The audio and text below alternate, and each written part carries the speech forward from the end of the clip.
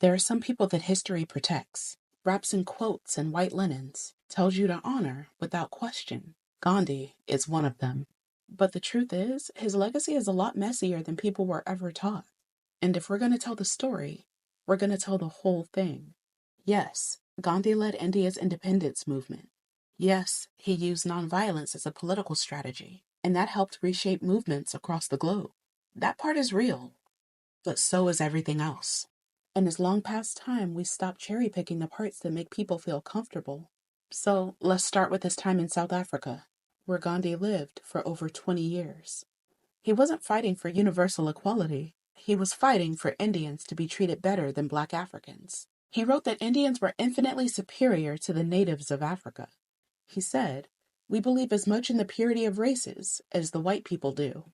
He fought to segregate Indians from Black South Africans in public spaces, including petitioning to have Indians removed from the native entrance at the Durban post office. That's not a footnote, that's foundational. That was his framework: liberation for some, hierarchy for everyone else. Back in India, Gandhi's approach to the caste system was just as careful and just as harmful. He opposed the worst abuses of caste, like untouchability.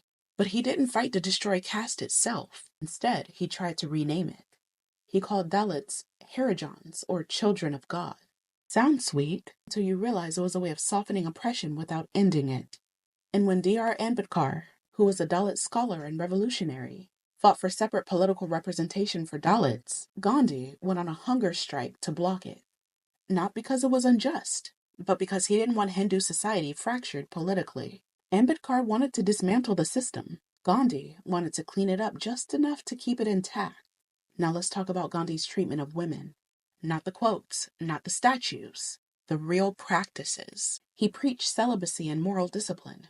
But in the last years of his life, he began testing that celibacy by sleeping naked beside teenage girls, children. The most well-documented case was Manu Gandhi, his own 16-year-old grandniece. She was a child, dependent on him emotionally, financially, spiritually.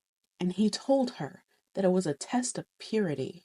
Let that sit, because there's no version of that where power isn't being abused. Another girl involved in these experiments was Abba Gandhi, also a teenager, also a child. These weren't isolated cases. They were part of a repeated pattern. And when people close to him, family, friends, even allies, expressed concern, he brushed them off. Because in his mind, it wasn't wrong. But let's be clear, that's not spiritual. That's exploitative. A grown man asking children to sleep naked next to him? That's not a moral test. It's abuse, disguised as virtue. Now yes, his model of nonviolent resistance inspired Dr. King, Mandela, and movements for Black liberation and civil rights. That matters. That's real. But being globally admired doesn't erase colorism, caste supremacy, or child exploitation. Influence isn't the same as integrity. And admiration doesn't excuse harm. Gandhi wasn't a god. He was a man. Brilliant, strategic, and deeply flawed. He challenged an empire.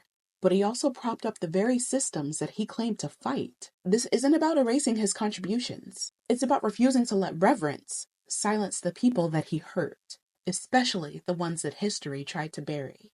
Because if you're going to be remembered around the world, you deserve to be remembered accurately.